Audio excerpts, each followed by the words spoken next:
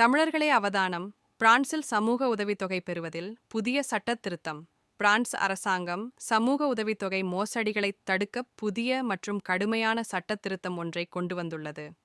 ஒருவர் விதிகளுக்கு புறம்பாக நடந்து கொண்டதாகத் தெரிந்தால் அவரிடம் முறையான விசாரணை நடத்தப்பட்ட பின்னரே உதவித்தொகை நிறுத்தப்படும்.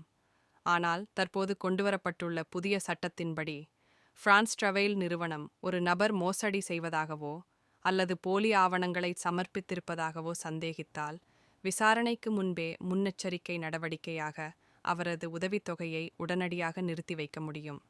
இந்த சட்டத் திருத்தத்திற்கு பிரான்சின் இடதுசாரி அரசியல் கட்சிகள் கடும் எதிர்ப்பு தெரிவித்துள்ளன. வெறும் சந்தேகத்தின் அடிப்படையில் ஒருவரது வாழ்வாதாரத்தை பறிப்பது அநீதி என்று அவர்கள் வாதிடுகின்றனர். மேலும் போதுமான பணியாளர்கள் இல்லாத நிலையில் இத்தகைய விசாரணைகள் முறையாகவும் விரைவாகவும் நடத்தப்படுமா என்ற கேள்வியும் எழுப்பப்பட்டுள்ளது. நாடாளுமன்றத்தில் நிறைவேற்றம்.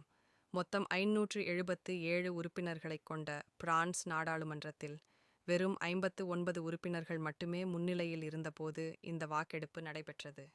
இதில் 30 வாக்குகள் ஆதரவாகவும் 19 வாக்குகள் எதிராகவும் விழுந்த நிலையில் இந்த திருத்தம் தற்காலிகமாக ஏற்றுக்கொள்ளப்பட்டது.